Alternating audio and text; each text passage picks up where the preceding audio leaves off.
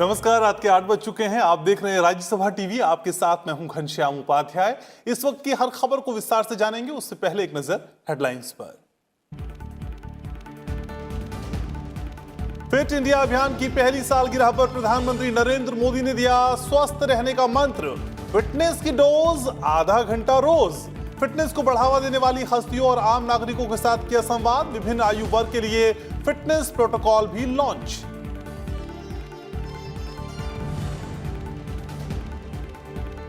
Monsoon सत्र के दौरान संसद में हुआ रिकॉर्ड कामकाज। अध्यादेश की जगह लेने वाले 11 विधेयकों समेत दोनों सदनों से 27 विधेयक पारित। स्वास्थ्य, श्रम, आर्थिक क्षेत्र और कृषि सुधार से जुड़े कई अहम बिलों को मिली मंजूरी।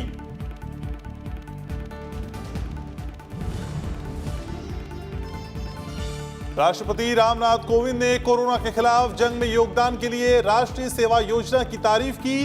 वर्ष 2018-19 के लिए 42 विजेताओं को प्रदान किए राष्ट्रीय सेवा योजना पुरस्कार। खेल मंत्री किरेन रिजिजू ने युवा पुरस्कार विजेताओं को बताया नई पीढ़ी के लिए प्रेरणा।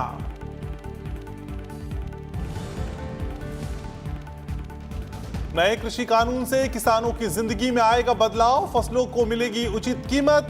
केंद्रीय कृषि मंत्री नरेंद्र सिंह तोमर ने फिर दिलाया किसानों को भरोसा। कहा विपक्षी पार्टियां किसानों के बीच झूठ फैलाने का कर रही हैं काम।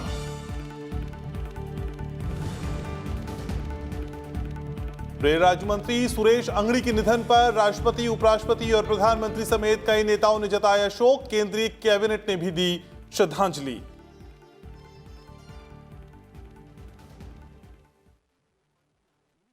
तो करते हैं बुलेटिन की शुरुआत और खबरों को विस्तार से जानते हैं। प्रधानमंत्री नरेंद्र मोदी ने स्वस्थ रहने के लिए देशवासियों को नया मंत्र दिया है। यह मंत्र है फिटनेस की डोज आधा घंटा रोज। फिट इंडिया मुहिम की पहली वर्षगांठ के मौके पर फिटनेस के प्रति उत्साही लोगों से संवाद में प्रधानमंत्री ने कहा कि योग, आसन, व्यायाम, घूमना दौड़ना, स्वस्थ आहार, तैरना, ये सब हमारी प्रकृति का हिस्सा बनता जा रहा है। उन्होंने कहा कि फिट इंडिया मूवमेंट ने अपने प्रभाव और प्रासंगिकता को कोरोना काल में सिद्ध करके दिखाया है।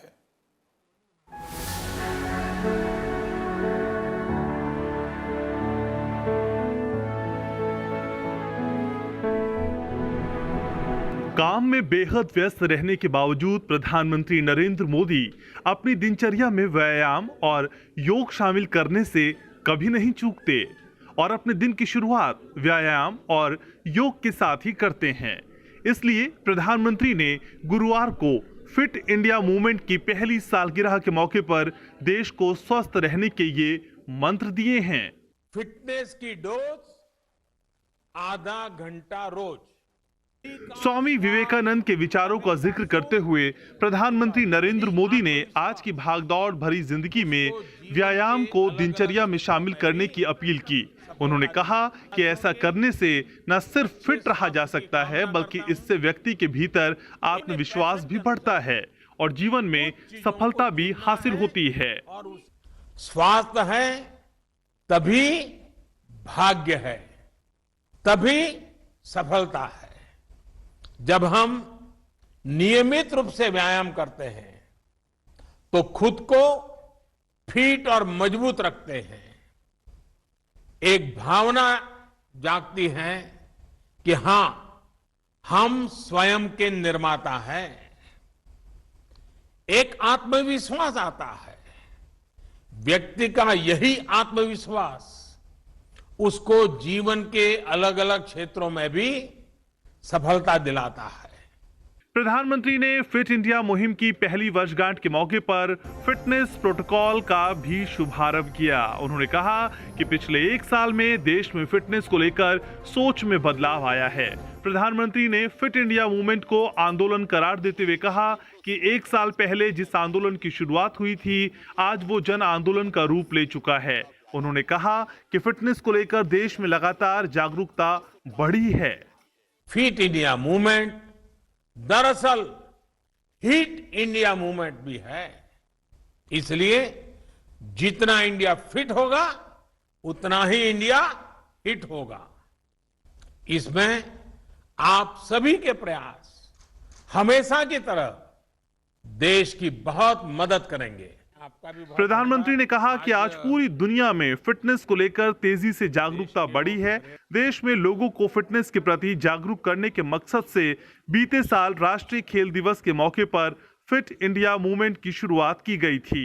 Bureau report, Rajya Sabha TV. सबका बहुत बहुत प्रधानमंत्री नरेंद्र मोदी ने फिट इंडिया संवाद के अवसर पर टीम इंडिया के कैप्टन विराट कोहली, फिल्म अभिनेता मिलिंद सोमन, जम्मू कश्मीर के फुटबॉलर अफशा आशिक, डाइटिशियन रुजुता दिवेकर, स्वामी शिवाध्यानम सरस्वती, मुकुल कनिटकर और पैरालंपिक में स्वर्ण पदक विजेता जैवलिन थ्रोअर देव झांझरिया से संवाद किया। संवाद में शामिल हुए लोगों ने तंदुरुस्ती और स्वास्थ्य के बारे में प्रधानमंत्री के साथ अपने अनुभव साझा किए।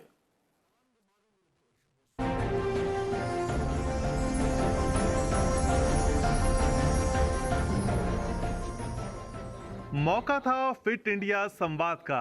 प्रधानमंत्री नरेंद्र मोदी ने देश की कई दिग्गज हस्तियों से बात की, उनके फिटनेस के मंत्र जाने, अपने विचार भी साझा किए। फिटनेस सिर्फ शरीर तक सीमित नहीं है, बल्कि इसमें मानसिक मजबूती, खान पान, दिनचर्या का भी बड़ा रोल है। टीम इंडिया के कप्तान विराट कोहली से प्रधानमंत्री ने संवाद किया। विराट जी, आपका तो नाम भी विराट और काम भी विराट। फिटनेस जो है वो प्रायोरिटी होनी चाहिए। और अगर मैं आपको ऑनेस्टली बताऊं तो पहले खेल को अच्छा करने के लिए फिटनेस मैंने शुरू करी, लेकिन आज अगर प्रैक्टिस मिस भी हो जाए तो मुझे इतना खराब नहीं लगता, लेकिन अगर फिटनेस सेशन मेरा मिस हो जाए या एक्टिविटी मिस हो जाए तो मुझे ज्यादा खराब लगता है। प्रधानमंत्री ने जम्मू कश्मीर की फुटबॉलर अफशा से फिटनेस पर बात की। अफशा ने फिटनेस के साथ साथ उन बंधनों का भी जिक्र किया जिन्होंने उनके लिए मुश्किलें खड़ी की, लेकिन मानसिक मजबूती ने जीत का जज्बा दिया।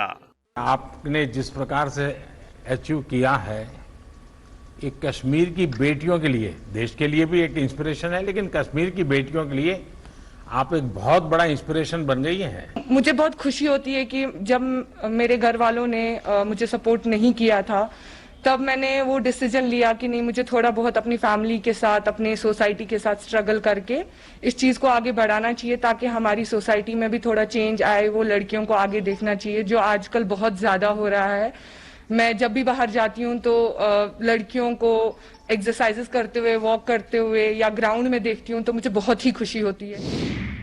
प्रधानमंत्री ने 9 साल की उम्र में हाथ गंवा देने वाले पैरालंपिक में स्वर्ण पदक विजेता जैवलिन थ्रोअर देव झांझरिया से संवाद किया। बातचीत में सामने आई देश का झंडा उठाने की ललक और उसके पीछे की प्रेरणा देने वाली कहानी। आप अपने फिटनेस रूटीन को जिस प्रकार से मेंटेन किया है और जिस प्रकार से आपने दुनिया में भारत का झंडा फहराया है, तो जरूर आपसे देश कुछ सुनना चाहेगा और मैं भी सुनना चाहूंगा। माताजी ने कहा कुछ नहीं बिगड़ा आपका, आप बाहर निकलिए, खेलिए बच्चों के साथ, आप भी औरों जैसे ही हैं। तो मैंने उस दिन घर से बाहर निकल के सोचा कि मैं कमजोर नहीं कहलाऊंगा, मैं सबसे फिट बन के दिखाऊंगा। उसके बाद खेल की शुरुआत की और 2 बार गोल्ड मेडल लिया पैरालंपिक्स में, 2 बार वर्ल्ड रिकॉर्ड ब्रेक किया मैंने। प्रधानमंत्री ने जब अभिनेता मिलिंद सोमन से बात की तो अंदाज भले ही मजाकिया रहा हो, लेकिन उसमें बड़ा संदेश छिपा था। ये जो ऑनलाइन आपकी उम्र के विषय में बताया जाता है, तो वही उम्र है कि कुछ और है? 2012 में मैं दिल्ली से बॉम्बे भी दौड़ा था, तो लोग पूछते हैं कि इतनी उम्र में आप ये कैसे कर सकते हो। तो मैं उनसे कहता हूं कि मेरी मां है, 81 साल की है अभी, तो वो जो कर सकती है वो मैं सोचता हूं जब मैं उनकी उम्र तक पहुंचूंगा मुझे वैसा बनना है। प्रधानमंत्री ने भी अपनी फिटनेस के बारे में बात की। मेरी फिजिकल एक्सरसाइज का एक ही क्षेत्र था, छोटा सा तालाब था, वहीं स्विमिंग करने चले जाना, वही हमारा जिम था। और ज्यादातर गांव के बच्चों के लिए तो यही होता है।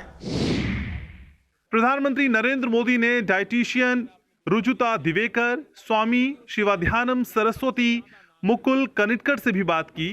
खानपान से लेकर आध्यात्म पर संवाद हुआ तो सामने आया कि कैसे ये तमाम पहलू मिलकर जीवन को बदल सकते हैं। Bureau report, Rajya Sabha TV. आगे बढ़ते हैं। राष्ट्रपति रामनाथ कोविंद ने कोविड-19 के खिलाफ लड़ाई में एनएसएस स्वयंसेवकों के कार्य की तारीफ की। उन्होंने वीडियो कॉन्फ्रेंसिंग के जरिए वर्ष 2018-19 के लिए आज राष्ट्रीय सेवा योजना पुरस्कार प्रदान किए। इस मौके पर केंद्रीय युवा कार्यक्रम और खेल मंत्री किरेन रिजिजू भी पुरस्कार वितरण समारोह में मौजूद रहे। साल 2018-19 के लिए राष्ट्रीय सेवा योजना पुरस्कार प्रदान करने के मौके पर राष्ट्रपति रामनाथ कोविंद ने कहा कि राष्ट्रीय सेवा योजना का लक्ष्य सेवा से शिक्षा प्रदान करना है। राष्ट्रपति ने कहा कि ये बहुत ही खुशी की बात है कि कई तकनीकी संस्थानों, महाविद्यालयों और विश्वविद्यालयों के करीब 40 लाख युवक छात्र राष्ट्रीय सेवा योजना से जुड़कर राष्ट्र और समाज की सेवा कर रहे हैं। राष्ट्रपति ने कहा कि कोविड-19 वैश्विक महामारी से लड़ाई में एनएसएस स्वयंसेवकों ने समाज में जागरूकता पैदा की है। कोविड-19 के महामारी ने संपूर्ण विश्व को गंभीर विपदा में डाल दिया है।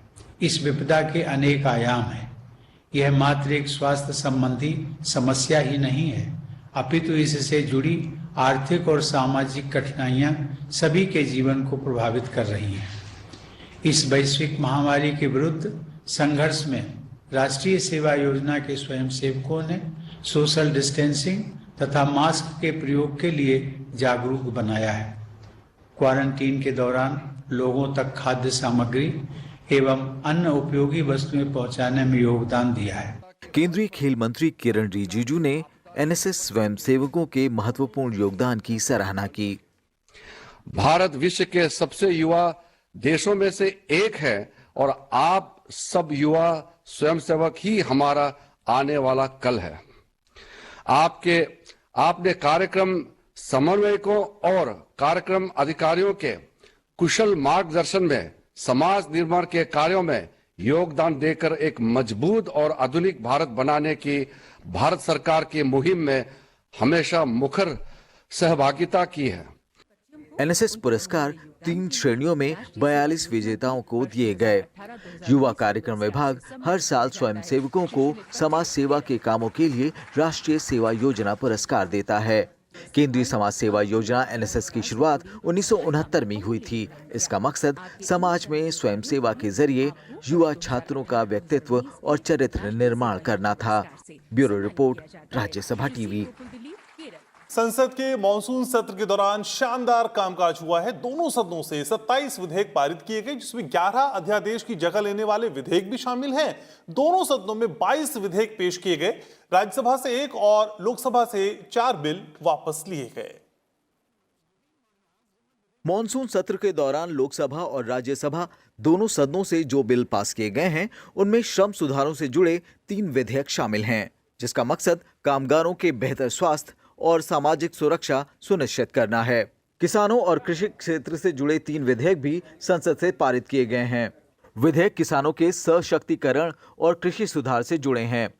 कृषि उत्पादों की बिक्री और खरीद के संबंध में किसानों को संरक्षण मिलेगा। स्वास्थ्य के क्षेत्र से जुड़े 3 विधेयकों को भी संसद से मंजूरी मिली है। ये विधेयक होम्योपैथी केंद्रीय परिषद संशोधन अध्यादेश और भारतीय चिकित्सा केंद्रीय परिषद संशोधन अध्यादेश की जगह लेंगे।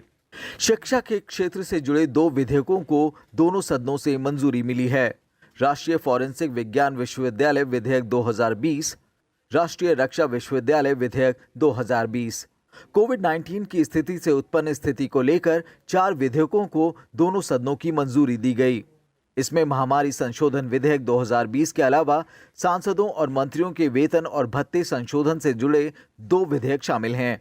इसके अलावा आर्थिक क्षेत्रों और व्यापार को आसान बनाने से जुड़े 4 विधेयकों को संसद की मंजूरी मिली है। Bureau report, Rajya Sabha TV. Rajya Sabha के सभापति एम वेंकैया नायडू ने कोरोना महामारी के दौर में पूरे हुए 252वें सत्र में राज्यसभा और लोकसभा सचिवालयों की भूमिका की सराहना की। 252वें सत्र के दौरान हुए कामकाज को लेकर हुई एक उच्च स्तरीय बैठक में सभापति ने राज्यसभा सचिवालय को निर्देश दिया कि कोरोना पॉजिटिव निकले कर्मचारियों की देखरेख में कोई कसर ना छोड़ी जाए। इस बैठक में संसदीय कार्य मंत्री समेत कई शीर्ष अधिकारी मौजूद रहे।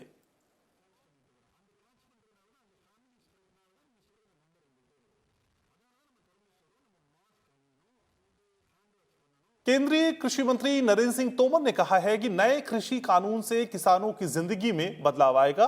संसद ने मॉनसून सत्र में कृषि सुधार से जुड़े 3 विधेयकों को पारित किया है। कृषि मंत्री नरेंद्र सिंह तोमर ने कहा कि संसद में पारित कृषि विधेयक क्रांतिकारी सिद्ध होंगे। उन्होंने कहा कि कानून में बदलाव लाए बिना किसानों का कल्याण संभव नहीं था। उन्होंने ये भी कहा कि न्यूनतम समर्थन मूल्य MSP कभी कानून का हिस्सा नहीं रही। उन्होंने कहा कि विपक्षी दल इसे मुद्दा बना रहे हैं क्योंकि उनके पास सरकार की आलोचना करने के लिए कुछ और है ही नहीं।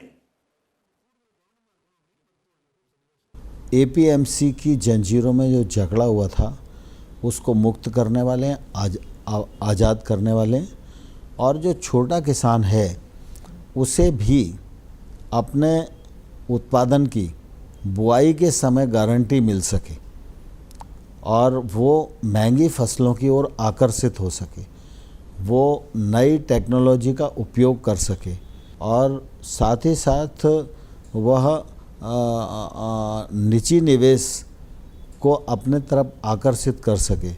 इस दृष्टि से ये दोनों बिल बहुत ही महत्वपूर्ण हैं, किसान के जीवन स्तर में क्रांतिकारी बदलाव लाने वाले हैं। भारत ने एक बार फिर पाकिस्तान को आगाह किया है कि वो भारत के आंतरिक मामलों में दखल देने से बाज आए। जिनेवा में हो रही संयुक्त राष्ट्र मानवाधिकार परिषद में पहले जवाब देने के अधिकार का प्रयोग करते हुए विदेश मंत्रालय में प्रथम सचिव विमर्श आर्यन ने कहा कि ऐसी बयानबाजी के पीछे पाकिस्तान का एक ही मकसद है कि अंतर्राष्ट्रीय समुदाय का ध्यान पाकिस्तान में हो रहे उसी के नागरिकों के मानवाधिकारों के उल्लंघन से हट जाए। भारतीय प्रतिनिधि ने कहा कि पाकिस्तान उन इलाकों में भी मानवाधिकारों का हनन कर रहा है जो भारत के हैं लेकिन फिलहाल पाकिस्तान के कब्जे में हैं। भारत ने अपने जवाब में बताया कि पाकिस्तान मानवाधिकार की बात तो करता है लेकिन वो भारत के इलाकों में आतंकवादी भी भेजता है जो मासूमों की जान लेते हैं। It is very unfortunate to witness incessant and insensible ranting by Pakistan on issues that are extraneous to the mandate of this council and which relate to the internal affairs of India. Pakistan's sole objective as a member of this council is to distract the attention of international community from serious human rights violations committed by it against its own people and in the Indian territories occupied by it. In these extraordinary times of pandemic, when everyone is putting on a mask for the safety and protection of fellow human beings, Pakistan unfortunately is using another kind of pernicious mask to masquerade as a champion of human rights that it itself violates egregiously by torturing and persecuting minorities. Bharat ने साफ तौर पर कहा है कि आतंकवाद SAARC देशों के बीच सहयोग के रास्ते की सबसे बड़ी बाधा है। सार्क देशों के विदेश मंत्रियों की वर्चुअल बैठक को संबोधित करते हुए विदेश मंत्री एस जयशंकर ने कहा कि आतंकवाद उसे बढ़ावा देने वालों और उसका समर्थन करने वालों के खिलाफ मिलकर कदम उठाने होंगे। जब तक ये कदम नहीं उठाए जाते, सार्क संगठन की पूरी क्षमता का फायदा नहीं मिल सकता। विदेश मंत्री ने इस मौके पर भारत की नेबर फर्स्ट पॉलिसी यानी पड़ोसी को प्राथमिकता की नीति का उल्लेख किया और उन्होंने कहा कि संकट की इस घड़ी में इस नीति के तहत भारत ने मालदीव को $150 मिलियन, भूटान को $200 मिलियन और श्रीलंका को $400 मिलियन का करेंसी स्वैप सपोर्ट दिया। इस मौके पर विदेश मंत्री ने कोविड-19 से निपटने में दक्षिण एशिया में भारत की भूमिका पर भी प्रकाश डाला। In the meeting, there was a review of regional efforts to combat the COVID-19 pandemic, and in the country statements, participants appreciated the leadership of PM in convening the video conference of SAARC leaders on the 15th of March this year to take collaborative measures towards combating the COVID-19 pandemic in the region. विदेश मंत्री S Jaishankar ने मध्य एशियाई देशों को विश्वास दिलाया है कि भारत कोविड-19 महामारी से निपटने में उनकी हर संभव सहायता करेगा। वो आज conference on interaction and confidence building measures in Asia यानी CICA के विदेश मंत्रियों की बैठक में वीडियो कॉन्फ्रेंसिंग के जरिए हिस्सा ले रहे थे। विदेश मंत्री ने एशिया में शांति, सुरक्षा और समृद्धि के लिए CICA के प्रयासों की सराहना की और भारत के सहयोग का आश्वासन दिया। क्षेत्र में आतंकवाद का मुद्दा उठाते हुए उन्होंने कहा कि आतंकवाद और उसको पनाह देने वालों के खिलाफ मिलकर कदम उठाने की जरूरत है। एस जयशंकर ने कहा कि भारत अफगानिस्तान में हर उस शांति के प्रयास का समर्थक है जो अफगानिस्तान की संप्रभुता, अखंडता और उसकी लोकतांत्रिक प्रगति को सुनिश्चित करता हो। CICA समूह में ईरान और इजराइल समेत एशिया के 27 देश शामिल हैं, जबकि 8 देश प्रेक्षक के तौर पर हैं। फिलहाल कजाकिस्तान इस समूह का अध्यक्ष है। प्रधानमंत्री नरेंद्र मोदी और श्रीलंका के प्रधानमंत्री महिंदा राजपक्षे शनिवार यानी 26 सितंबर को मुलाकात करेंगे। ये मुलाकात वर्चुअल होगी। इस मुलाकात का जिक्र करते हुए प्रधानमंत्री राजपक्षे ने ट्वीट के जरिए आशा जताई कि दोनों देश राजनीतिक, कारोबारी, रक्षा, पर्यटन और आपसी सहयोग के दूसरे मुद्दों पर चर्चा करेंगे। उनके ट्वीट का जवाब देते हुए प्रधानमंत्री नरेंद्र मोदी ने मुलाकात को लेकर अपनी खुशी जाहिर की और कहा कि हमें कोविड-19 के बाद के माहौल की रणनीतियां तैयार करने की दिशा में सहयोग बढ़ाने के रास्तों पर विचार करना होगा।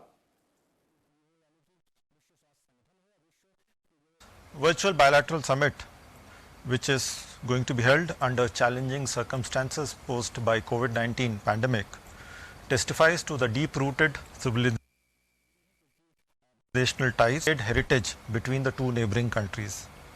This is also a reflection of our neighborhood first policy as well as the Sagar doctrine. Rail राज्य मंत्री सुरेश सी अंगड़ी का आज दिल्ली में अंतिम संस्कार किया गया। केंद्रीय कैबिनेट ने रेल राज्य मंत्री सुरेश सी अंगड़ी के निधन पर गहरा शोक जताया है। 11 सितंबर को उनकी कोविड-19 रिपोर्ट पॉजिटिव आई थी और बुधवार को उनकी मृत्यु हो गई। राष्ट्रपति रामनाथ कोविंद, उपराष्ट्रपति एम वेंकैया नायडू और प्रधानमंत्री नरेंद्र मोदी समेत अनेक नेताओं ने रेल राज्य मंत्री सुरेश अंगड़ी के निधन पर गहरा दुख व्यक्त किया है। केंद्रीय कैबिनेट ने रेल राज्य मंत्री सुरेश अंगड़ी को श्रद्धांजलि देते हुए 2 मिनट का मौन रखा। केंद्रीय कैबिनेट की तरफ से जारी एक बयान में कहा गया, रेल राज्य मंत्री सुरेश सी अंगड़ी के निधन पर कैबिनेट गहरा दुख व्यक्त करती है। उनकी मौत से राष्ट्र ने एक प्रख्यात नेता, एक शिक्षाविद, प्रतिष्ठित सांसद और एक योग्य प्रशासनिक को खो दिया है। केंद्रीय रेल राज्य मंत्री सुरेश चंद्र बसपा अंगड़ी का बुधवार को कोरोना बीमारी से दिल्ली के एम्स में निधन हो गया। वो बेलगाम से 17वीं लोकसभा के लिए निर्वाचित हुए थे और उन्होंने रेल राज्य मंत्री का कार्यभार संभाला था। सुरेश अंगड़ी पहली बार 2004 में सांसद चुने गए थे। वो 4 बार बेलगाम से सांसद रहे। बीजेपी सदस्य सुरेश अंगड़ी 1996 में पार्टी की बेलगाम जिला इकाई के उपाध्यक्ष बन गए थे। 2001 में उन्हें पार्टी की जिला इकाई का अध्यक्ष नामित किया गया और 2004 में बेलगाम लोकसभा सीट के लिए पार्टी के उम्मीदवार नामित होने तक वो इसी पद पर रहे। रेल राज्य मंत्री सुरेश अंगड़ी के सम्मान में दिल्ली के सरकारी कार्यालयों में आज राष्ट्रीय ध्वज आधा झुका रहेगा। सुरेश अंगड़ी के निधन पर राष्ट्रपति, उपराष्ट्रपति और प्रधानमंत्री समेत राजनीतिक हस्तियों ने शोक प्रकट किया है।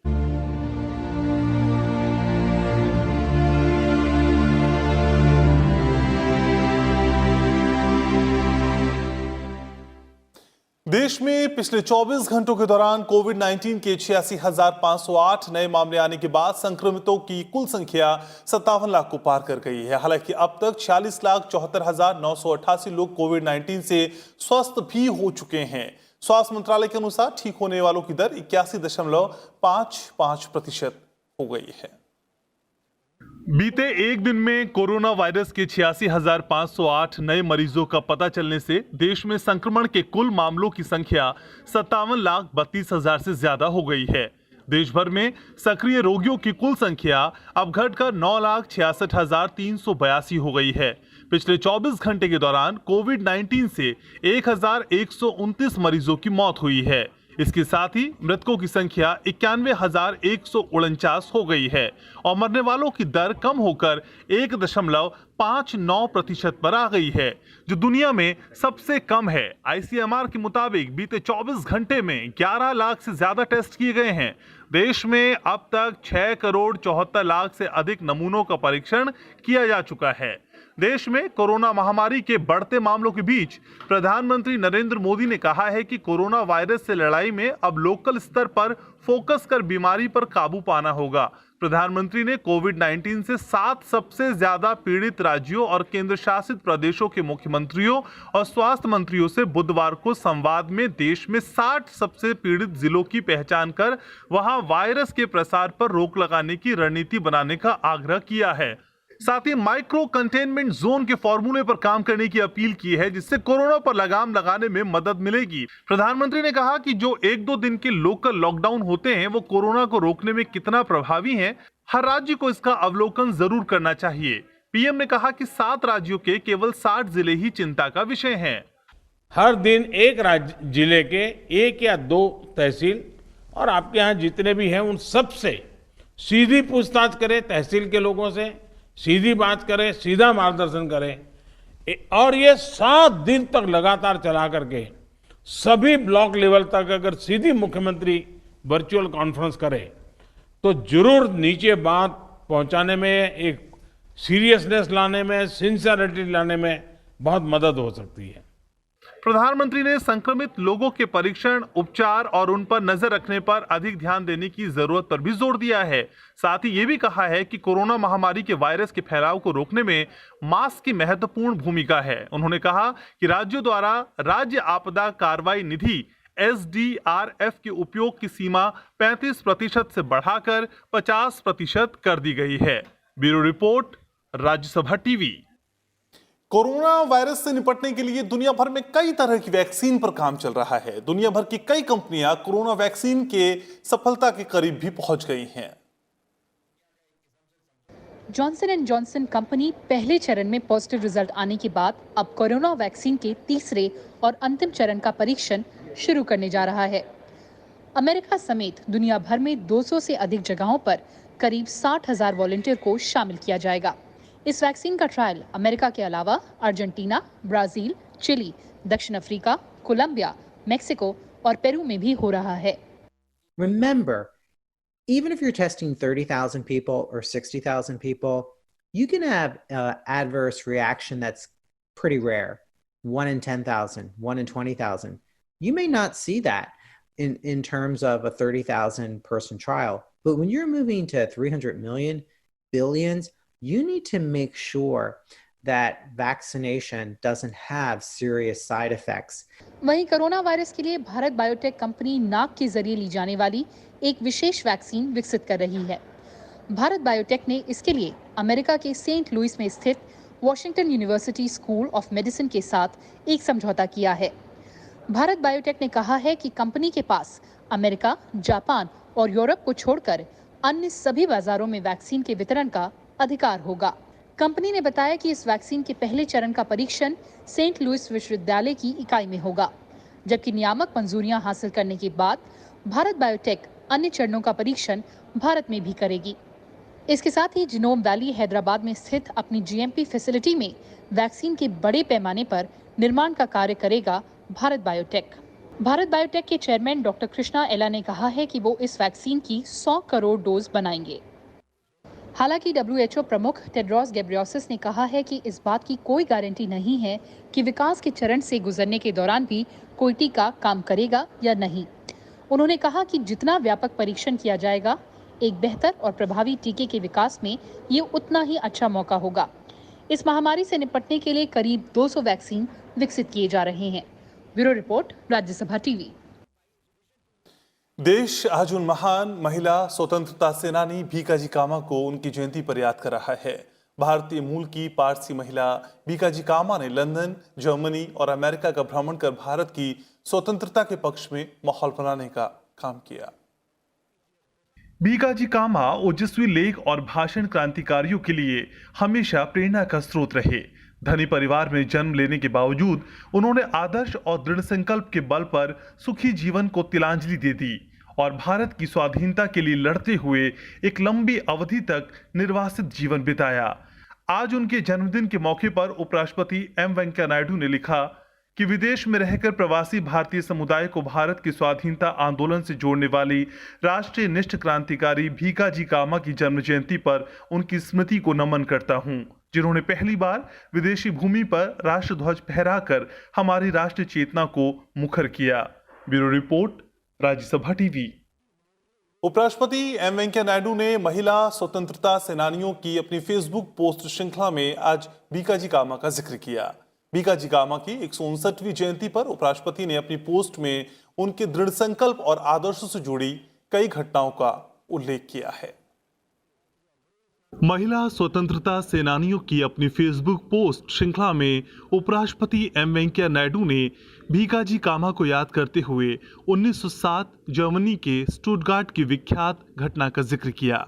इंटरनेशनल सोशलिस्ट कॉन्फ्रेंस में भाग लेने गई भीकाजी कामा ने अपने भाषण में मौजूद प्रतिनिधियों का आह्वान कर अपील की कि इस ध्वज के नाम पर संसार के सभी स्वाधीनता में विश्वास रखने वाले लोग इस संघर्ष का समर्थन करें।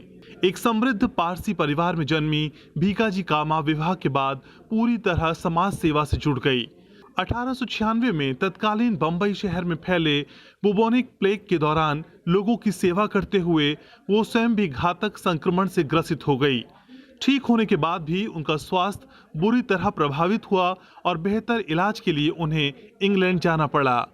उपराष्ट्रपति लिखते हैं, हमारे स्वाधीनता आंदोलन में भीकाजी कामा जैसी महिलाओं के अमूल्य सहयोग की तुलना नहीं की जा सकती। यह हमारा दायित्व है कि ऐसी कितनी ही कुर्बानियों को जन स्मृति में संभाल कर रखें और हर भावी पीढ़ी को उनसे परिचित कराएं। Bureau report, Rajya Sabha TV. तो इन तमाम खबरों के साथ इस बुलेटिन में फिलहाल के लिए मेरे साथ इतना ही। आप देखते रहिए राज्यसभा टीवी। नमस्कार।